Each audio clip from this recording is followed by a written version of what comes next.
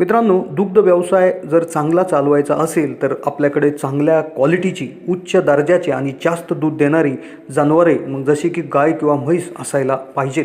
आणि त्यांनीसुद्धा दररोज अगदी सारखं दूध देणं सुद्धा अतिशय महत्त्वाची गोष्ट असते. पण बऱ्याच वेळा जनावरे कमी दूध द्यायला चालू करतात. मग याच्यामागे आपण जर काही कारणास्तव लसीकरण जर केलं तर लसीकरण केल्यानंतर सुद्धा जनावरे त्या ठिकाणी कमी दूध द्यायला सुरुवात करतात.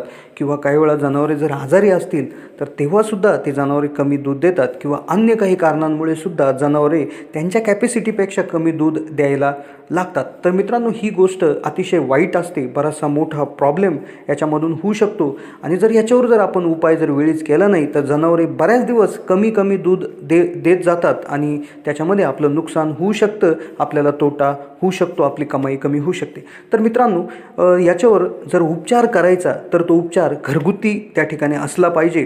आणि याला ज्या गोष्टी लागणार आहेत, साधनसामुग्री लागणार आहेत, तर त्या तुमच्या घराच्या अगदी आसपास असल्या पाहिजे आणि याचा खर्चही अगदी कमी असला पाहिजे. तर असा उपाय याच्यावर असला पाहिजे. तर मग मित्रांनो, हाच उपाय मी तुमच्यापर्यंत या ठिकाणी या व्हिडिओच्या माध्यमातून घेऊन आलो आहे. तर मग मित्रांनो, मी या व्हिडिओमधून तुम्हाला तुमच्या गाई म्हशींचं जर दूध कमी झालेलं असेल तर ते साधारणपणे वाढवण्यासाठी, त्यांच्या कॅपॅसिटीपेक्षाही किंबहुना वाढवण्यासाठी अतिशय साधा, सोपा आणि अगदी तुमच्या घराच्या आसपासच असलेल्या गोष्टींमधून कसा करता येईल याविषयी अतिशय सविस्तर माहिती मी या व्हिडिओतून दिलेली आहे.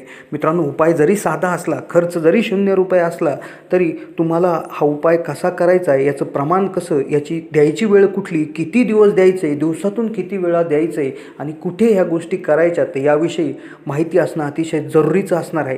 त्यामुळे हा व्हिडिओ अतिशय लक्षपूर्वक आणि शेवटपर्यंत पाहणं, जर हा उपाय करायचा असेल तर अतिशय गरजेचं असणार आहे. मित्रांनो, हा व्हिडिओ पाहिल्यानंतर तुम्हाला तुमच्या गाई म्हशीचं दूध या ठिकाणी नक्की वाढू शकतं आहे. तर मित्रांनो, हा व्हिडिओ शेवटपर्यंत बघा.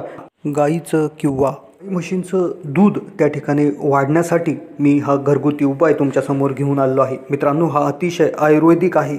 अतिशय प्राचीन काळापासून हा भारतात त्या ठिकाणी वापरला जातो आहे. किंबहुना आपले पूर्वजसुद्धा हा उपचार त्या ठिकाणी वापरत होते. मग मित्रांनो, या उपचारासाठी आपल्याला 2च सामुग्री किंवा 2च गोष्टी याच्यामध्ये लागणार आहे. तर यामध्ये लागणारी पहिली सामुग्री म्हणजेच एक लिंबू याच्यामध्ये आपल्याला दर दिवशी याच्यामध्ये लागणार आहे.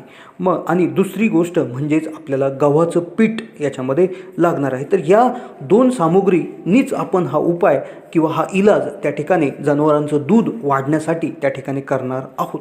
मग आता ह्या दोन्ही गोष्टी कशा मिक्स करायच्या आणि कशा पद्धतीनं जनावराला द्यायच्या, तर याविषयी माहिती न वेळ घालवता मी द्यायला चालू करत आहे.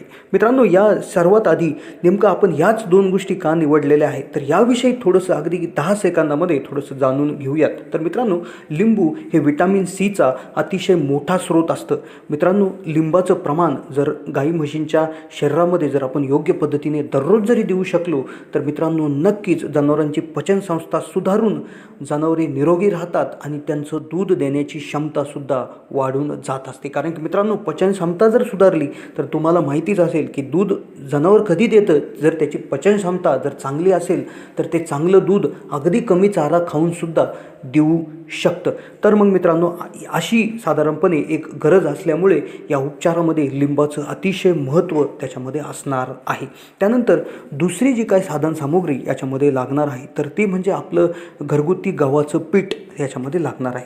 आता मित्रांनो, गव्हाचं पीठच त्याच्यामध्ये आपण का घेतलेलं आहे, कारण की गव्हाच्या पिठामध्ये ग्लुटेन, त्याचबरोबर फायबर, त्याचबरोबर साधारणपणे बरेचसे vitamin, mineral, zinc, potassium, iron वगैरे इत्यादी बऱ्याचशा गोष्टी त्याच्यामध्ये असतात. पण यामधली सगळ्यात महत्त्वाची गोष्ट जी आपल्याला लागते तर ती म्हणजे फायबर्स आहेत. याच्यामध्ये फायबर किंवा तंतुमय पदार्थ याचं प्रमाण अतिशय जास्त असतं. तर त्यामुळेच हे जर फायबर जनावरांच्या पोटात जर व्यवस्थित प्रमाणात जर उपचाराद्वारे गेले तर नक्कीच त्यांची पचन क्षमता सुधारते. साधारणपणे पोट फुगणे म्हणा, अपचन म्हणा, असे आजार त्याच्यामधनं बरे होऊ शकतात. काही ठिकाणी काही पशुपालक जनावरांना डायरेक्टसुद्धा गहू त्या ठिकाणी चारतात, तर तीसुद्धा अतिशय चांगली गोष्ट आहे. तुम्हीसुद्धा आहारामध्ये ते ठेवायला पाहिजे. तर मित्रांनो, या 2 गोष्टी आहेत, त्याच्यामागचे कारणं मी सांगितले आहेत. तर मित्रांनो, या 2 गोष्टी कशा एकत्र करायच्या आणि कशा द्यायच्या याविषयी माहिती देतोय. तर मित्रांनो, सर्वात आधी तुम्ही एक ते लिंबू घ्यायचं आहे, त्याला कट करायचा आहे तर त्याचे 2 भाग होऊन जातील. तर त्यातला एकच भाग एका टायमाला आपल्याला जनावराला द्यायचा आहे. पण तो कसा द्यायचा आहे तर त्यासाठी सर्वात आधी आपल्याला गव्हाचं पीठ घ्यायचं आहे, त्याच्यामध्ये थोडं थोडं पाणी मिक्स करत जायचं आहे आणि त्याचा एक उंडा, कणकेचा उंडा त्या ठिकाणी बनवायचा आहे. आपण चपाती लाटताना जसा गोळा करतोय तसा गोळा साधारणपणे आपल्या हातामध्ये फुल भरेल इतका गोळा त्या ठिकाणी करायचा आहे. तर त्यासाठी साधारणपणे 150 ते 200 ग्रॅम पीठ तुम्ही त्या ठिकाणी एका टायमाला घेऊ शकता. मग तो गोळा केल्यानंतर त्या गोळ्यामध्ये आपल्याला ही जी लिंबाची खाप असणार आहे किंवा अर्ध लिंबू असणार आहे तर ते त्याच्यामध्ये आपल्याला घुसवायचं आहे आणि ते त्या गोळ्याच्या आतमध्ये जाईल अशी थोडीशी तजवीज त्याच्यामध्ये करायची आहे. तर मग साधारणपणे ते आपल्याला असं दिसेल की कणकेचा गोळा बाहेरून आणि आतमध्ये त्याच्या लिंबू असणार आहे. तर अशा पद्धतीने तो आपला एक चेंडू किंवा बॉल गोळा त्या ठिकाणी तयार होईल.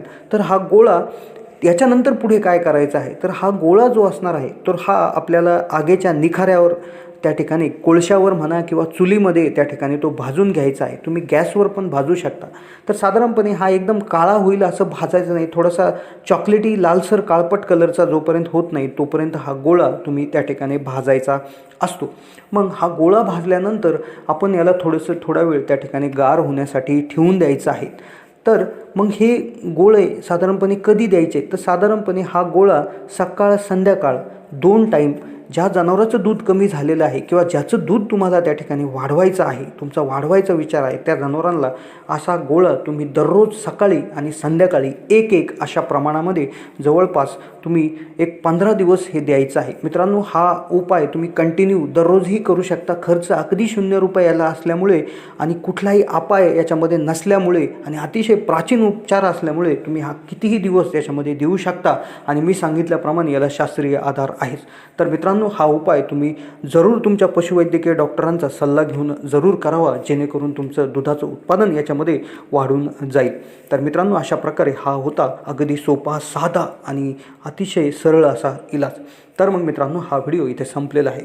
तुमचा अमूल्य वेळ देऊन हा व्हिडिओ पाहिल्याबद्दल मी तुमचे आभार व्यक्त करतो.